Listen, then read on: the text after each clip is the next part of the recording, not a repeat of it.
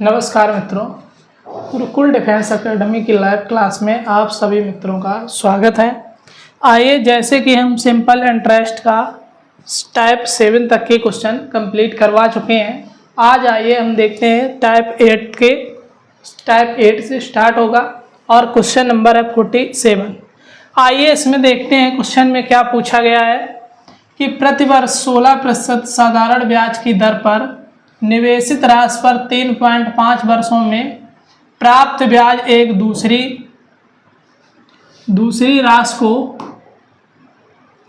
5 वर्षों के लिए प्रति वर्ष 12.6% साधारण ब्याज की दर पर निवेश करने पर प्राप्त ब्याज के बराबर है। तो दोनों निवेशित राशियों का अनुपात ज्ञात कीजिए। जब भी इस प्रकार का क्वेश्चन पूछा जाए तो इस प्रकार के क्वेश्चन में क्या कहा है कि दोनों राशियां पूछे हैं। जो राशियां होंगी वो पहली राशि P1 मान लेंगे, दूसरी राशि क्या हो जाएगी P2। तो इस प्रकार से हम इसमें क्या मान लेंगे, P1 बटे P2, P1 बटे P2। तो इसमें क्या मानेंगे हम R2 बटे T2 बटे R1 बटे T2। इस प्रकार से ये हमें P1 और P2 का अनुपात निकालने के लिए फॉर्मूला है, इसी से निकालेंगे। या हम इसको क्या लिख सकते हैं इस प्रकार से, P1 अनुपात P2 बराबर 1/R1 T1 अनुपात 1/R2 T2। चाहे तो हम इसको लिखें या इसको लिखें, इसी को हमने कैची गुणा कराया, इधर लिख देंगे P1 बटे P2 हो गया। अब आइए इसमें हम देखते हैं क्या P1 बटे P2 बराबर पहली दर क्या है R2, तो दूसरी दर कितनी है 12.6 इंटू T2 कितना है 5 बटे पहली दर कितनी है 16 इंटू समय कितना है 3.5 वर्ष। अब यहाँ से देखिए दशमलव एक अंक के बाद है, तो एक से दशमलव से दशमलव कैंसिल, यहाँ 5 से काटेंगे 5 एकम 5, 5 सत्ते 35। इस प्रकार से यहाँ देखते हैं और कुछ कटेगा, 4 तिया 12, 2 से काटें 2 अट्ठे 16, यहाँ हो जाएगा 2 छक्का 12, 2 तिया 6, 7 एकम 7, 7 नीम 63। तो यहाँ क्या हो जाएगा P1 बटे P2 बराबर 9:8। क्या हो जाएगा P1 अनुपात P2 बराबर 9:8। इस प्रकार से इसका ऑप्शन कौन सा सही है, C। आइए बढ़ते हैं इसी के साथ अगले क्वेश्चन की ओर। अगला क्वेश्चन नंबर है 48। तो 48 में क्या है कि 6600 रुपये को 2 भागों में इस प्रकार विभाजित करें ताकि पहले भाग पर 3 वर्षों के लिए प्रतिवर्ष 10% की दर पर प्राप्त साधारण ब्याज दूसरे भाग पर 4 वर्षों के लिए 9% की दर पर प्राप्त साधारण ब्याज के बराबर हो। तो आइए देखते हैं इसमें भी P1 बटे P2 बराबर R2 बटे R2 बटे T2 और यहाँ क्या हो जाएगा R1 इंटू T1। तो यहाँ मान रख दें P1 बटे P2 बराबर R2 का मान कितना है 9% इंटू समय कितना है 4 वर्ष बटे पहला समय है 3 वर्ष, दर कितनी है 10%, 10 गुणे 3। यहाँ काट देंगे 3 एकम 3, 3 त्रिका 9, 2 दूनी 4, 2 पंचे 10। तो P1 बटे P2 बराबर 3 दूनी 6 बटे 5 एकम 5। ये इसका अनुपात आ गया। अब यहाँ क्या करें, P1 प्लस P2 बराबर टोटल धन कितना दे रखा है 6600, तो बराबर कितना हो जाएगा 6600 तो यहाँ से P1 का मान 6 प्लस P2 का मान 5 बराबर 6600। 6 5 कितना 11 बराबर 6600। 11 एकम 11, 11 छक्का 66। तो 1 बराबर कितना हो जाएगा 600। 1 बराबर 600 आ गया। अलग अलग पूछा है तो P1 का रेशियो कितना है 6 गुणे 600 कितना हो जाएगा 3600 रुपये। और P2 का मान कितना हो जाएगा 5 गुणे 600, 5 छक्का 3000। इस प्रकार से 3600 और 3000 ऑप्शन ए सही है। आशा करते हैं कि सभी लोगों को क्वेश्चन बड़ा आराम से समझ में आ रहे होंगे। आइए हम देखते हैं, इसी के साथ बढ़ते हैं अगले क्वेश्चन की ओर। क्वेश्चन नंबर इसका है 49। 49 क्या है 2600 रुपये की धनराशि को 2 भागों में इस प्रकार विभाजित करके उधार दिया गया कि पहले भाग पर 10% की दर से 5 वर्ष का साधारण ब्याज और दूसरे भाग पर 9% की दर से 6 वर्ष के लिए साधारण ब्याज की दर है। तो 10% की दर पर उधार दी गई धनराशि ज्ञात कीजिए। आइए देखते हैं, इसी प्रकार से हम इस क्वेश्चन को भी करते हैं। P1 बटे P2 बराबर R2 बटे T2 बटे R1 इंटू T1। तो यहाँ क्या करते हैं, R2 का मान कितना है 9%। R2 का मान कितना है 9%, यानी कि ये R2 का मान। इस प्रकार से समय कितना दे दिया T2, तो T2 दूसरा समय यानी कि कितना दिया 6 वर्ष बटे R1 कितना है 10% और समय कितना है 5 वर्ष। तो यहाँ काटेंगे 2 तिया 6 और इधर 2 पंचे 10। तो P1 बटे P2 बराबर 9 तिया 27 और 5 25। 25 ये दोनों राशियाँ कितनी है 2600। तो P1 प्लस P2 बराबर 2600। तो 27 प्लस 25 बराबर 2600। 25 27 जोड़ेंगे कितना होगा 52 बराबर 2600। 26 एकम 26, 26 दूनी 52। 2 से काटेंगे 2 एकम 2, इधर 100 है तो कितना हो जाएगा 50। तो 1 बराबर कितना आ गया 50। 1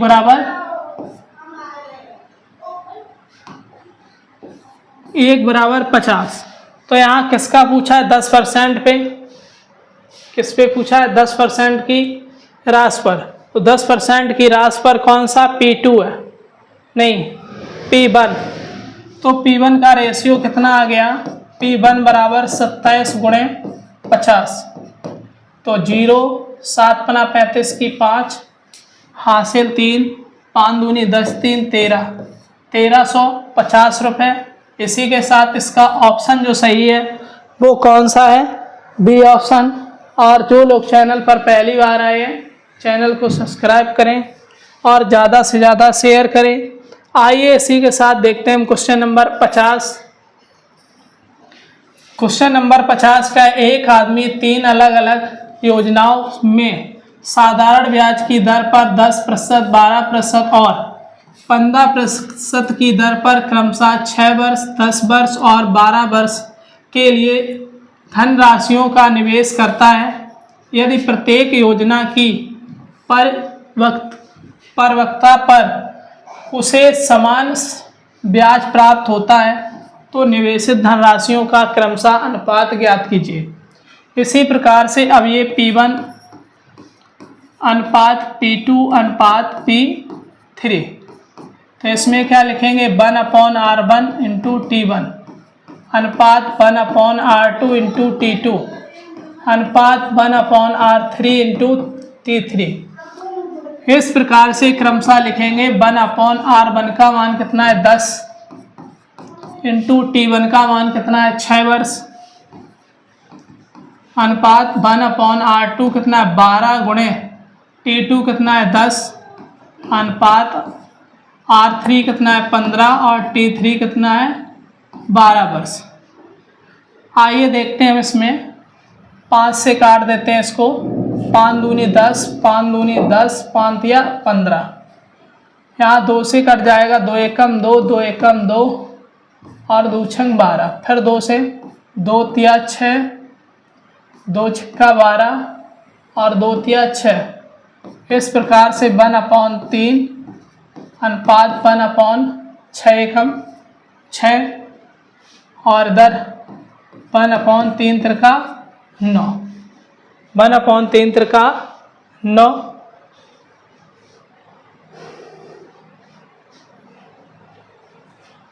आइए देखते हैं 3, 6 और 9 का HCF, ये एलसीएम कितना आएगा।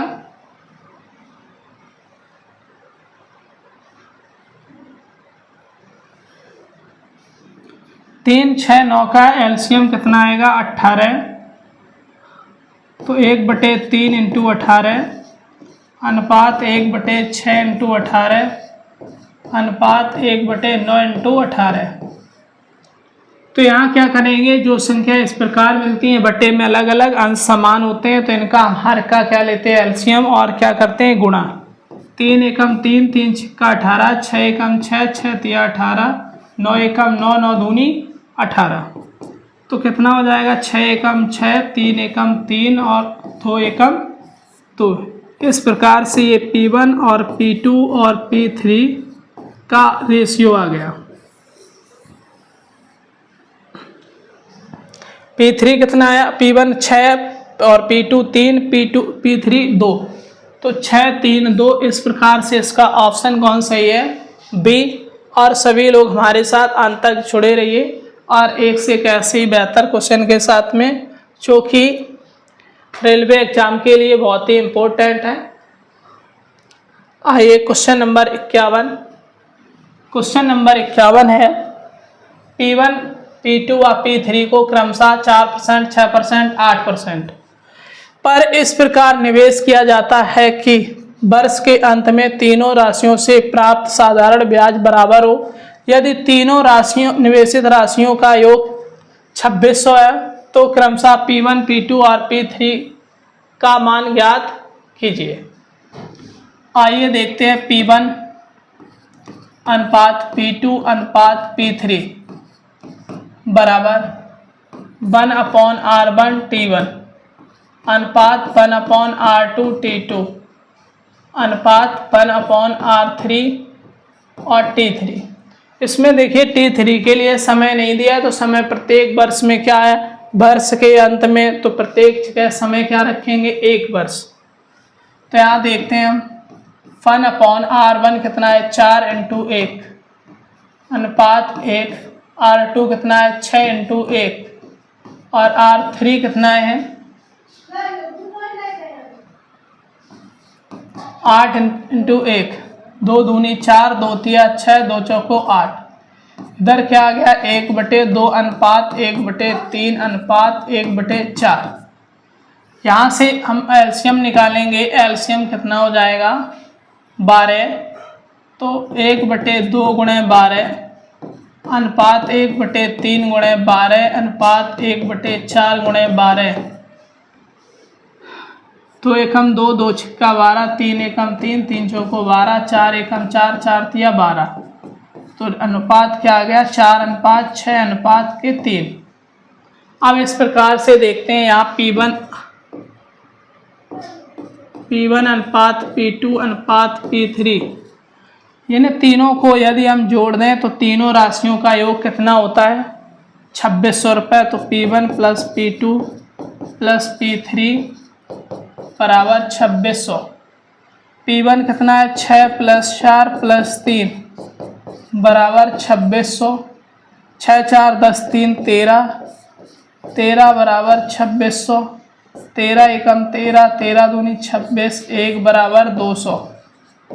1 बराबर कितना हो गया 200, तो P1 बराबर कितना हो गया 6, तो 6 × 200 बराबर 6 दूनी 1200।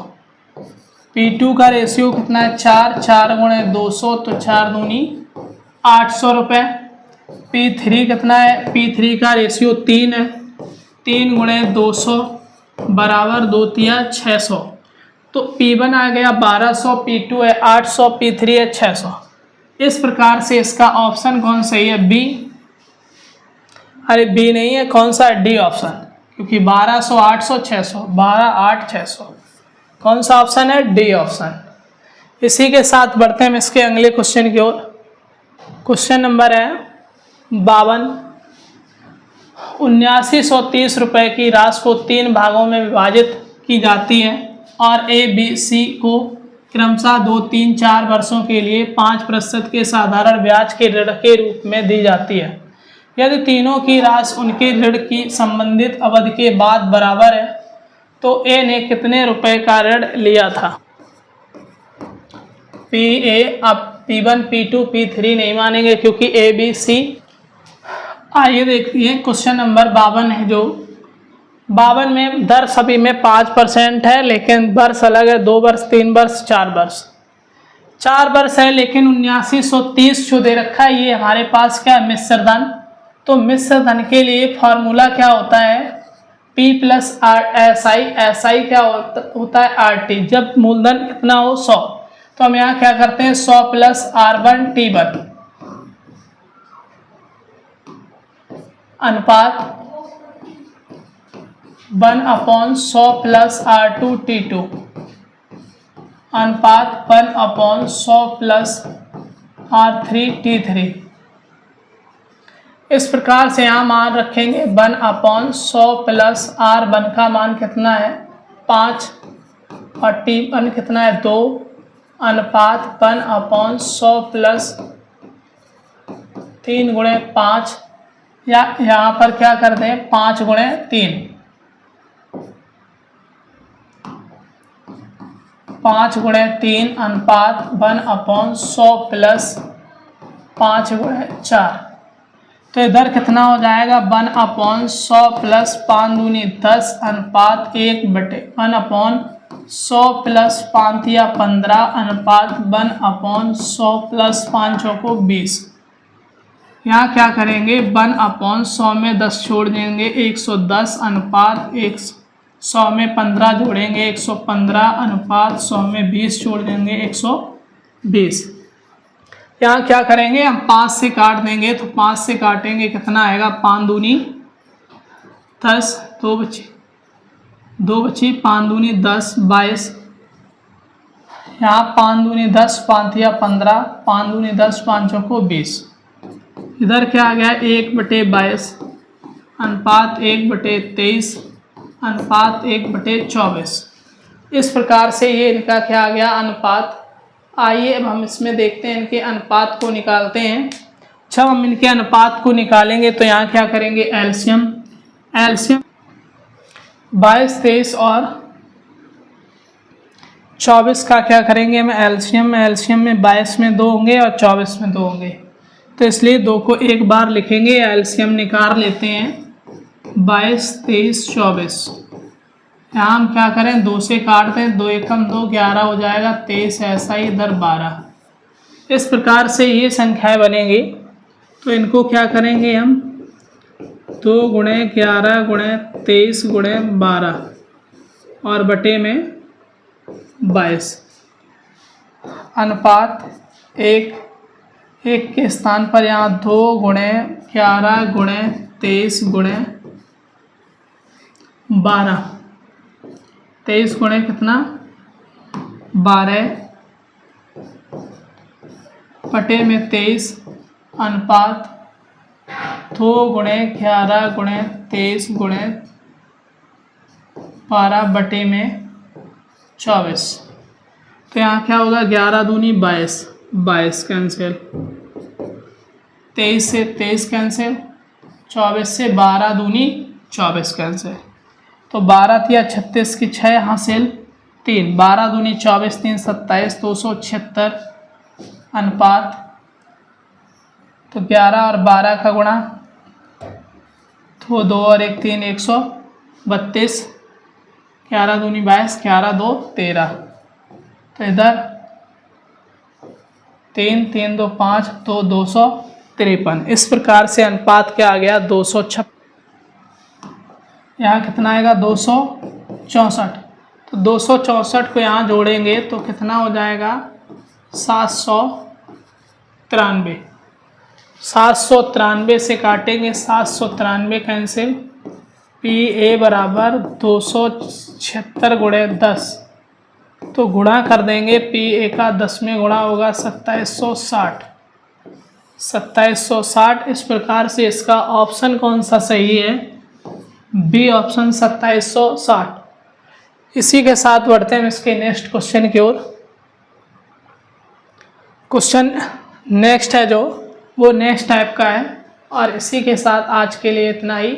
आगे के लिए नेक्स्ट क्लास में इसका टाइप 9 होगा, उस 9 टाइप के साथ हम आपके साथ प्रस्तुत करेंगे बहुत ही इम्पोर्टेंट क्वेश्चन जो रेलवे RRB NTPC 28/12/2020 में सभी एग्जामों में आए हुए